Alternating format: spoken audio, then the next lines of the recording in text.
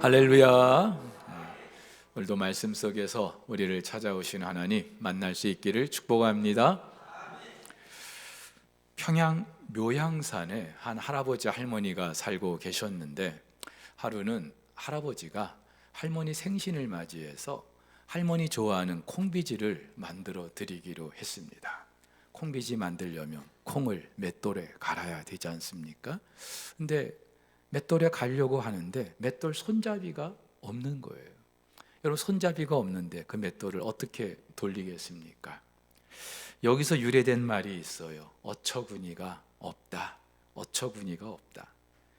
꼭 있어야 하는데 없는 경우, 그래서 기가 막히는 경우, 이 말을 사용하죠.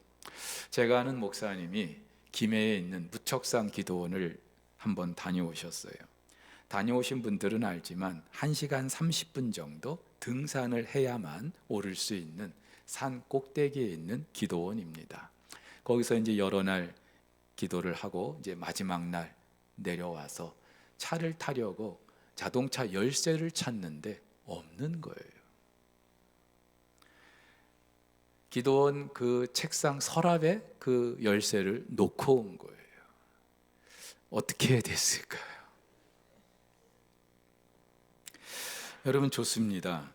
맷돌 손잡이 없으면 만들면 되죠. 자동차 열쇠 없으면 몸이 좀 고생하면 됩니다. 그런데 우리 인생에서 정말 있어야 하는 것인데 없는 경우, 우리가 어떻게 하면 되겠습니까? 지난주에 노후 준비보다 중요한 게 사후 준비라고 말씀드렸습니다. 물론 노후 준비 필요 없다는 거 아니에요. 갈수록 평균 수명이 늘고 있고 은퇴 후 그 남은 인생 어떻게 살 것인가 모두의 고민이 아닐 수 없죠. 그런데 성경은요, 눈에 보이는 이 땅에서의 삶을 1000년이라고 해도 그것은 밤의 한순간에 불과하다 말하고 있습니다. 아주 짧다는 거예요. 이 말은 하나님께서 우리를 위해서 예비하신 삶이 영원하다는 것을 알 수 있습니다. 우리는 시간이라는 개념 속에 살고 있기 때문에 이 영원이라는 개념이 와닿지 않아요. 그저 꿈만 같아요. 그런데 사실 하나님께서 당신의 형상대로 모양대로 창조하신 우리를 위해서 예비하신 것은 영원한 것입니다. 근데 우리의 죄 때문에 죽음을 맞이하게 됐고 유한한 이 땅에서의 삶을 살게 된 거예요. 근데 안타깝게도 많은 사람들은 이 땅에서의 삶이 전부인 줄 알아요. 불과 100년도 못 사는 이 땅의 삶이 전부인 줄 알아요. 그러면서 하나님께서 예비하신 그 영원한 삶을 생각조차 하지 못하고 살아요. 그렇다고 해서 그 영원한 삶이 없어지느냐? 그렇지 않아요. 놀라운 것은 이 죄 문제를 해결하지 않으면 죽음 이후에 영원한 삶이 기다리고 있는데 영원한 행복이 아니라 영원한 고통, 지옥을 경험하게 됩니다. 하지만 하나님께서는 우리를 사랑하셔서 우리를 위해서 영원한 행복을 예비하셨는데 그걸 주고 싶으셔서 당신의 아들 예수 그리스도에게 우리의 모든 죄짐을 지우시고 우리가 그 영원한 행복을 누리게 하신 줄 믿습니다. 그래서 예수 그리스도께서 길과 진리와 생명이 되시는 거예요. 그 예수님께서도 분명히 말씀하십니다. 하나님이 우리에게 영원한 삶을 주고 싶어 하시는 하나님이 세상을 이처럼 사랑하셔서 독생자 예수 그리스도를 주셨으니 이제 남은 것은 그를 믿는 자마다 멸망하지 않고 영원한 지옥이 아니라 영생, 영원한 행복을 누리게 되는 줄 믿습니다. 예수 그리스도가 나의 주, 나의 구원자이심을 믿고 영접하는 자에게 하나님께서는 예비하신 그 영원한 행복을 우리에게 허락해 주시는 줄 믿습니다. 근데 여러분, 이 사후 준비는요, 단지 죽음 이후뿐만이 아니라 이 땅을 사는 동안에도 여전히 유효합니다. 노후 준비도 걱정 없습니다. 왜냐하면 예수 그리스도를 나의 구원자로 영접한 사람은 이 땅에서 하나님의 자녀로 살아가기 때문인 줄 믿습니다. 누구의 자녀요? 창조주 하나님의 자녀로. 모든 부모, 자식 잘 되기를 바라는 마음, 우리 하나님 아버지도 마찬가지예요. 당신의 자녀들이 이 땅에서 잘 살기를, 행복하게 살기를 원하고 계십니다. 근데 여러분, 그 행복이라는 게 뭐예요? 행복이라는 게 뭐예요? 다른 거 아니죠? 하나님께서는 당신의 자녀들이 이 땅에서 평안과 기쁨을 누리며 살기를 원하시는 줄 믿습니다. 우리 이 땅의 부모님들은 돈 많이 벌고 출세하고 성공하고 그것을 우선적으로 구할 수 있는지 모르지만 사실은요, 그걸 우리가 우선적으로 추구하는 이유도 결국은 행복을 위해서예요. 이 땅에서 늘 평안하고 기쁨으로 가득한 그 삶을 살기 위한 거죠. 근데 안타깝게도 많은 사람들이 이 행복을 눈에 보이는 그 어떤 조건, 환경을 통해서 누리려고 합니다. 학생 때는 성적이 좋으면, 그리고 좋은 학교 진학하면 행복할 걸로. 아닌 걸 우리는 잘 알고 있어요. 청년 때 좋은 직장에 취업하고 좋은 배우자 만나서 결혼하면 성공한 것이라고 생각할 수 있을 것 같아요. 가정을 이루었습니다. 어서 빨리 내 집 마련하고 안정된 가정을 꾸려가는 거, 이게 최고의 내 인생의 목표이고, 그러면 내 인생 행복할 거라고 생각해요. 중년이 되었습니다. 노후 준비하고 건강관리 잘 하는 게 행복을 위해서 절대적으로 필요하다고 생각할 수 있어요. 여러분, 이렇게 볼 때에 이 땅을 사는 동안 모두의 관심이, 고민이 있다면 세우는 것과 지키는 거예요. 사람은 본능적으로 무언가를 세우려고 합니다. 자기만의 집, 자기만의 성. 아기 돼지 삼형제도 집을 지으려고 했어요. 첫 번째 돼지는 지푸라기로 집을 짓습니다. 두 번째 돼지도 통나무로 집을 짓습니다. 마지막 셋째 돼지는 벽돌로 지었어요.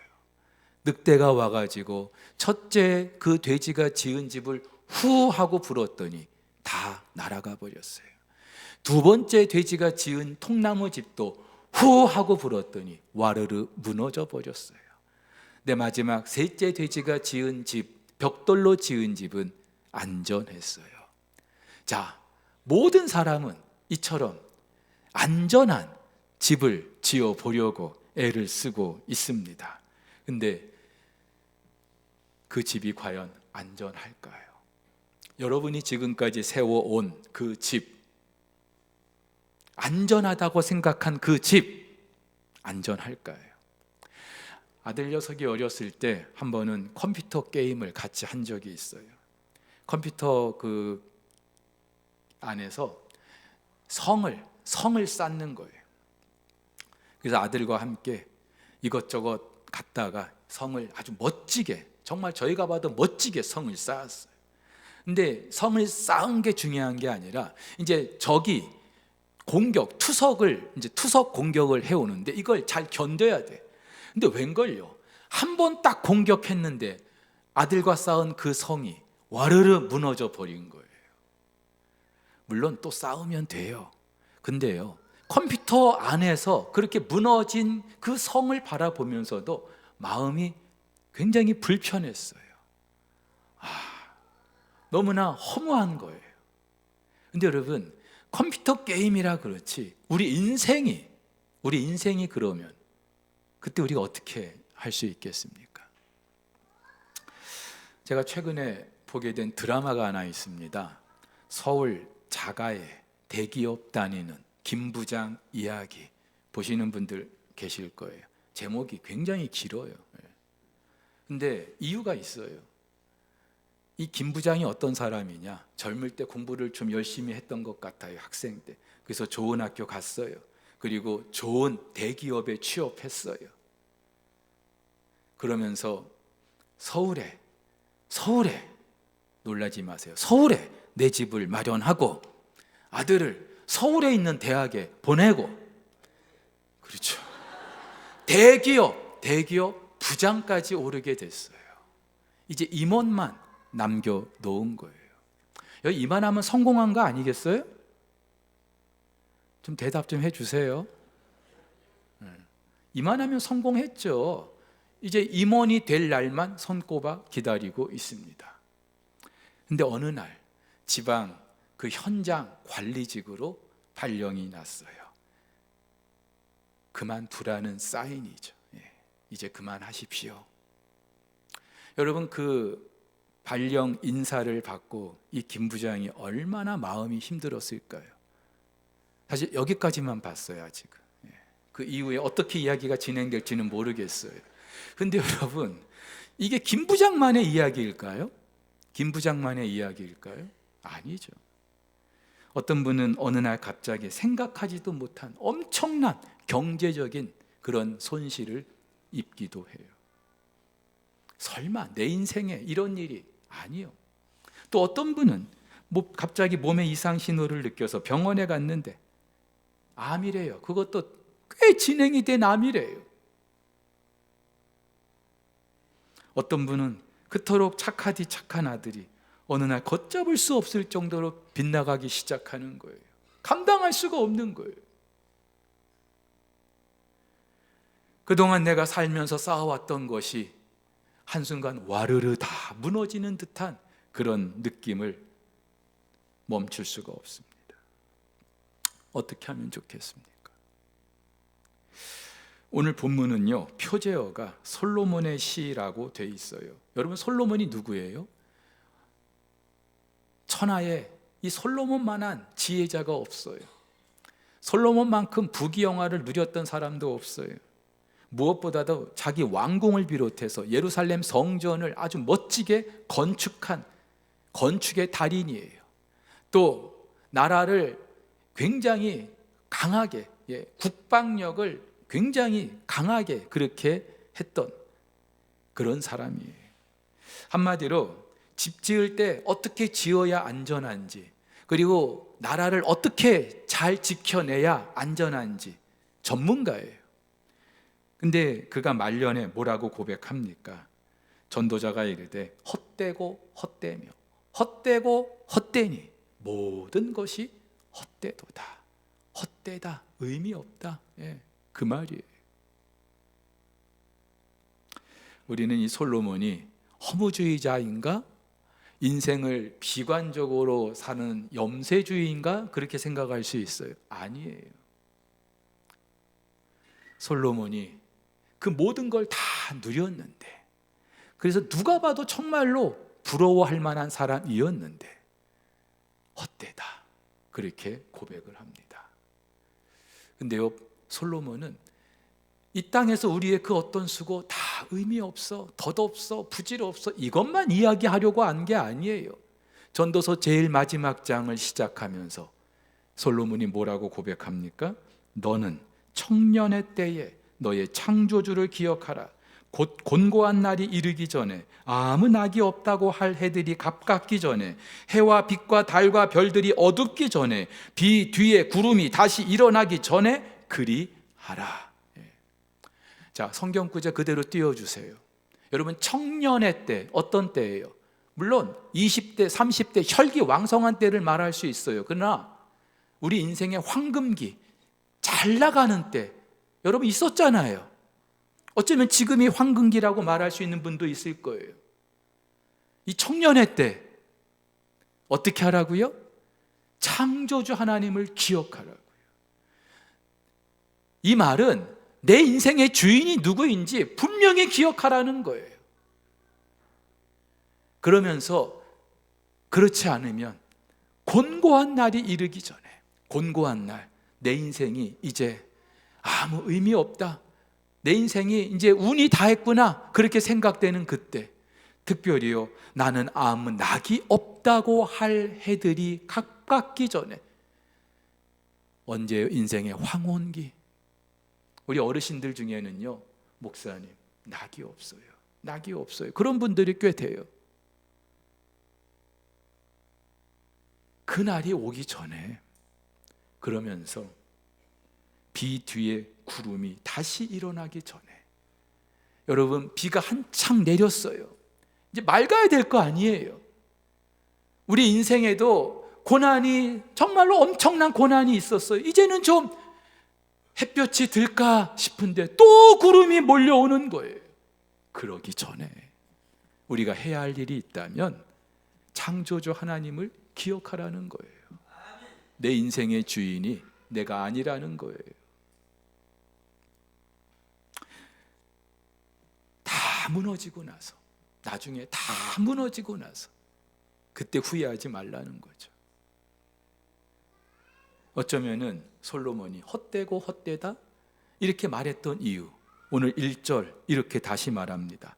여호와께서 집을 세우지 아니하시면 세우는 자의 수고가 헛되며 여호와께서 성을 지키지 아니하시면 파수꾼의 깨어 있음이 헛되도다. 그렇죠? 누구나 자기만의 그 집을, 성을 세워 보려고 합니다. 성을 세웠다고 생각하면 이제 그 성을 지켜보려고 애를 씁니다. 근데 이 모든 것이 하나님이 함께 하시지 않으면 헛되다는 거예요. 그래서 솔로몬이 헛되고 헛되니 헛되고 헛되다. 왜요? 자기가 그런 삶을 살았기 때문에.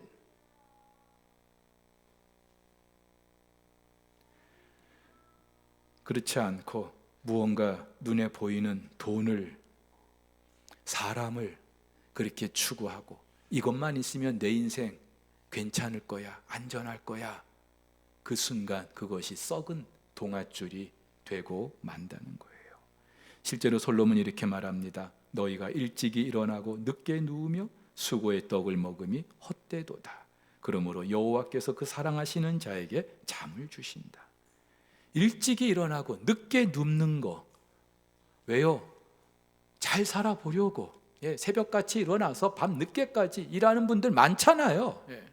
잘 살아보려고, 좀 인생 한번 괜찮게 살아보려고 몸부림을 하는 거예요. 뭐 실제로 그렇게 해가지고 성공한 분들도 계셔요. 근데 성공을 했다고 해도 결정적으로 그 인생에 하나님이 함께 하시지 않으면 결국에는 아무 의미가 없다는 거예요.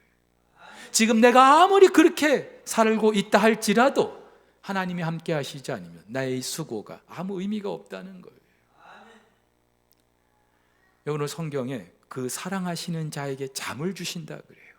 여러분, 잠은 언제 와요? 우리는 보통 피곤하면 잠이 올 거라고 생각하지만 아니더라고요. 몸은 천근만근 피곤한데 내 마음이 지옥 같으면 잠이 안 와요. 그 사랑하시는 자에게 잠을 주신다는 게 뭐예요? 하나님께서 그 마음에 평안을 주신다는 거예요. 모든 사람의 연인이라고 불리는 미국의 마릴린 먼로, 이런 이야기를 했어요. 나는 한 여성이 가질 수 있는 모든 것을 가졌습니다. 나는 젊고 아름답습니다. 나는 돈도 많고 사랑에 굶주리지도 않습니다. 수백 통의 팬레터를 매일 받고 있습니다. 건강하고 부족한 게 없습니다. 미래에도 그렇게 살 수 있을 거라고 확신하고 있습니다. 그런데 웬일일까요? 나는 너무나도 공허하고 불행합니다. 우리가 볼 때는 다 가졌어요. 다 가졌어요. 저 사람이 행복하지 않으면 이거는 진짜 사기예요. 근데 정작 나는 너무나 공허하고 불행합니다. 그러면서 1962년 어느 날 밤, 내 인생은 파장하여 문 닫는 해수욕장과 같습니다. 썰렁한 그런 해수욕장과 같습니다. 이런 유언 하나 남겨놓고 스스로 목숨을 끊고 말았어요. 여러분, 실제로 주변에 이런 분들 많잖아요. 저와 여러분들도 이렇지 않으리라고 어떻게 장담할 수 있겠습니까? 뭔가 이룬 것 같은데 아닌 거예요. 신기루인 거예요. 이유가 뭘까요? 저 사람보다는 내가 행복해야 되는데, 내가 분명히 성공했는데, 좋은 학교 나왔고 직장도 괜찮고 사는 것도 뭐 괜찮은데 내가 저 사람보다 행복해야 되는데 아닌 거예요. 이유가 왜일까요? 하나님 없는 삶을 살고 있었던 거예요. 목회를 참 잘하시다가 어느 날 갑자기 사임한 목사님이 계셔요. 열심히, 정말 열심히, 그리고 착실하게 목회를 잘하셨어요. 근데 어느 날 갑자기 사임을 하신 거예요. 얼마나 충격이 컸을까요? 그 목사님 기도원에 계시는데 한 번은 이제 격려차, 위로차 제가 방문을 하게 됐어요. 근데 저에게 하시는 말씀이, 목사님, 목회에 있어서 가장 중요한 게 뭔지 아십니까? 뭔데요? 하나님과 동행하는 겁니다. 제가 그 말을 듣고 처음엔 좀 웃겼어요. 여러분, 목회하면서 하나님과 동행하지 않고 어떻게 목회가 가능하겠습니까? 이건 삼척동자도 다 아는 거예요. 다른 사람도 아니고 목사가 하나님과 동행하지 않고 어떻게 목회를 할 수 있겠어요? 근데 이분이 그랬다는 거예요. 그러면서 그저 자기 열심만 가지고 자기 생각 가지고 그렇게 해왔다는 거예요. 근데 그 목사님의 그 말씀이 저에게 엄청난 경종이 됐어요. 망치로 하는데 얻어맞는 것 같았어요. 어쩌면 나도 그럴 수 있거든요. 그랬는지도 모르고요. 근데 여러분, 그럼 도대체 하나님과 함께하는 게 뭐냐? 여러분, 지난주에 우리가 말씀드린 것처럼 예수를 나의 구원자로 영접한 모든 사람에게는 이미 하나님께서 우리와 함께 하시는 줄 믿습니다. 예수가 나의 주, 나의 하나님으로 영접한 사람은 이미 하나님이 우리와 함께 하셔요. 그리고 우리와 함께 하시는 그 하나님은 영원히 우리를 떠나지 않으셔요. 그래서 우리가 어떤 생각하냐? 봐요, 하나님께서 나와 늘 함께 하신다면서요. 그럼 뭐가 걱정이 있겠어요? 예. 나 하나님과 함께하고 하나님이 나와 늘 함께 하신다는데 그럼 된 거 아니에요? 우리 이렇게 생각할 수 있어요. 근데 여러분, 잘 들으세요. 하나님이 우리와 함께 하시는 것하고 내가 하나님과 함께 하는 것하고는요, 차원이 달라요. 하나님은 우리를 떠나지 않으시죠. 근데 그 하나님과 우리가 늘 동행하느냐, 이것은요, 우리의 매 순간순간 의지적인 결단이 필요한 일이에요. 그게 무엇인가 하면은 하나님께서 나의 주인이 되게 하시는 거예요. 근데 여러분, 한번 가슴에 손을 얹고 본인의 스스로에게 물어보세요. 내 삶의 주인이 정말 하나님이신가? 여러분이 어떤 일을 결정할 때 하나님의 뜻이 무엇인지 알려고 했습니까? 여쭤보셨습니까? 하나님께서 사인을 주셨을 때 예, 알겠습니다 하고 순종했습니까? 만약에 그렇지 않았다면 하나님은 나의 주인이 아닌 거예요. 하나님이 나와 함께 계셔도 나는 하나님과 함께하지 않는 거예요. 그냥 내 생각대로, 내 뜻대로 그냥 살 뿐인 거예요. 내 인생의 주인 나인 거예요. 그러다 보니까 불안이, 염려가 그치질 않는 거예요. 여러분, 해마다 입춘이 되면은 옛날 우리 선조들은 대문에다가 크게 써붙여놨어요. 입춘대길. 예. 그러면서 또 하나 붙여놓은 게 만사여의 형통. 무슨 말이에요? 모든 일이 내 뜻대로 되기를 바란다. 그게 형통이다, 이 말이죠. 실제로 여러분, 우리 그리스도인들도 무엇이 응답이라고 생각하십니까? 내가 기도한 것이 그대로 이루어지면 하나님이 응답해 주신 거예요. 근데 만약에 내가 기도했는데 그대로 응답을 안 해주셨으면 하나님이 응답 안 하신 거예요. 철저히 나에게 기준이 있어요. 내 뜻이 이루어져야 돼요. 근데 여러분, 한번 여쭤볼게요. 내 뜻대로 되는 게 과연 형통입니까? 여러분이 여러분을 믿으세요? 목사님, 다른 건 몰라도요, 그냥 내가 생각한 대로 되기만 하면 괜찮아요. 그게 형통이에요. 여러분이 여러분을 믿어요? 여러분의 뜻을 믿어요? 아니요. 여러분, 우리 인생의 형통은요, 내 뜻대로 사는 게 아니라 나의 주인이신 하나님의 뜻대로 사는 것이고, 내 뜻대로 되는 게 아니라 하나님의 뜻대로 되는 것인 줄 믿으시기를 바랍니다.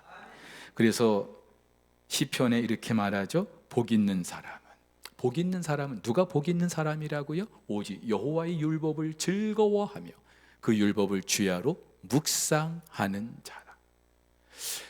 성경에는 여러 장르의 책이 있어요. 그 중에 지혜서라고 있어요.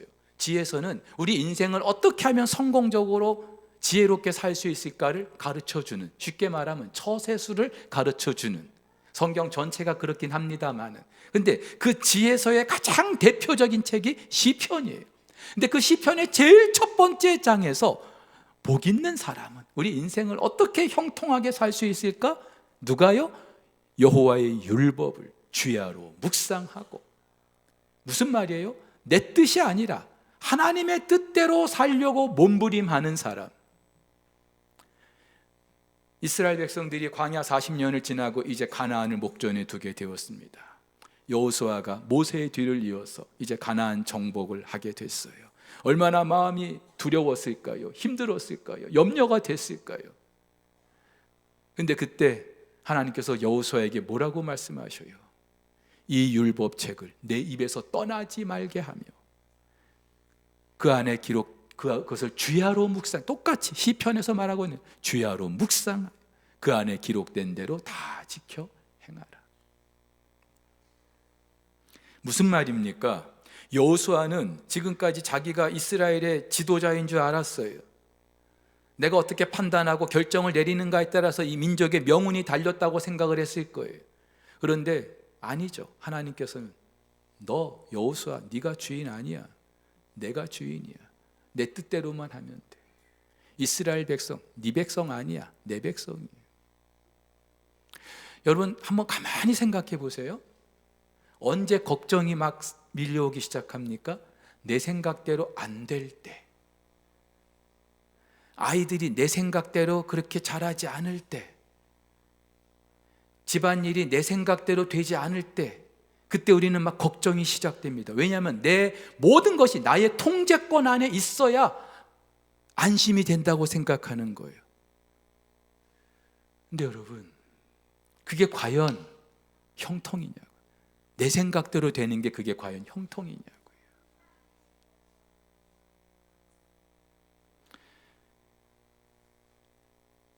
복 있는 사람이 누구인지 말씀해 주신 성경은 이렇게 말하죠. 그는 시냇가에 심은 나무가 철을 따라 열매를 맺으며 그 잎사귀가 마르지 아니한 같으니 그 하는 모든 일이 다 형통하리로다. 여호수아에게도 똑같이 말씀하셔요. 그리하면 여호와의 율법을 즐거워하여 그 율법에 기록된 대로 네가 지켜 행하면 내 길이 평탄하게 될 것이며 네가 형통하리라. 누가복음에 이런 이야기가 있어요. 예수님의 부모님 요셉과 마리아가 하루는 예수님을 데리고 예루살렘을 가게 됐어요. 유월절을 맞이해서 유월절 절기를 다 지키고 이제 내려오는데, 하룻길을 내려왔는데 예수님이 없는 거예요. 아이 잃어버린 그런 경험이 있는 분들이 있죠. 여러분, 예수님은 더군다나 이 요셉과 마리아의 장남이에요. 장남이 없는 거예요. 잃어버린 거예요. 이것만큼 안타까운 일이 어디 있겠습니까? 근데 왜 그랬을까요? 요셉과 마리아는 왜 예수를 잃어버렸을까요? 아마도 그냥 뭐 일행 중에 내려오고 있겠지 생각을 했던 거예요. 관심이 없었던 거예요. 그냥 우리와 함께 있는 것처럼 착각했던 거예요. 아니면 예수보다는 내려가서 해야 될 일이 더 걱정이 많았을 거예요. 관심이 많았을 거예요. 예수의 형제들은 밥 잘 먹고 있나? 내려가서 해야 될 일들, 거기에 온갖 신경이 쓰여 있었던 거예요. 그래서 정작 예수는 까마득하게 잊고 있었어요. 여러분, 우리가 이렇게 살아요.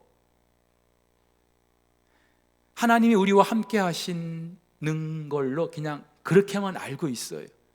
그러면서 정작 그 하나님께는 관심이 없어요. 여전히 이 땅에서 먹고 사는 일에만 관심이 많아요. 그러면서 하나님 없는, 예수 없는 그런 삶을 살게 될 때가 너무나 많아요. 근데 여러분, 내가 아무리 수고하고 열심히 일해도 오늘 말씀대로 내 인생의 주인이신 예수가 없다면, 하나님이 안 계시다면 무슨 소용이 있겠어요? 요셉과 마리아 어떻게 합니까? 그냥 예수 포기하고 내려갑니까? 아니죠. 다시 왔던 길을 되돌아서 예루살렘으로 올라가요. 여러분, 이런 거예요. 저나 여러분의 인생에 어느 날 하나님과 내가 함께하고 있는 걸로 생각했는데 그렇지 않다고 생각이 되었다면, 내가 무엇 때문에 하나님께 관심이 없었는지, 하나님을 의식하지 못했는지, 하나님을 내 삶의 주인으로 모시지 못했는지 생각해 봐야 돼요. 그리고 늦었지만 다시 그 예수님을 찾기 위한 수고를 해야 돼요. 그렇지 않고 분명히 하나님이 사인 주셨는데도 그걸 무시하고 여전히 내 생각대로 그렇게 살다 가면요, 정말 우리 인생의 파국을 면치 못하게 될 것입니다. 사랑하는 우리 성도 여러분, 자식을 잃은 그 어미의 마음을 가지고 예수님 찾을 수 있기를 주의 이름으로 축복합니다. 물론 이 예배 자리에 오신 여러분들, 지금까지 우리 주님과 동행한다고 자부하실 거예요. 또 지금도 예수님과 동행한다고 생각하실 거예요. 근데요, 가만히 한번 여러분 자신을 들여다보세요.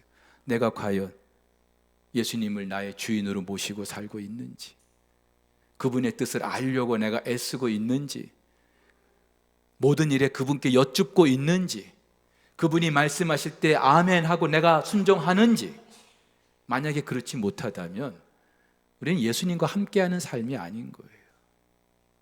사랑하는 성도 여러분, 한 해를 마무리할 때 회계장부만 결산할 게 아니라 올 한 해 우리 인생도 결산이 필요합니다. 하나님과 함께하지 않는다면 내가 모든 걸 갖춰 놓았어도 아무것도 아니에요. 하지만 아무것도 내가 갖춘 것이 없어도 하나님만 계시면 다 갖춘 것인 줄 믿으시기를 바랍니다. 올 한 해도 또 내년에도 그 이듬해도 계속해서 우리 주님과 동행할 수 있기를 예수님의 이름으로 축복합니다.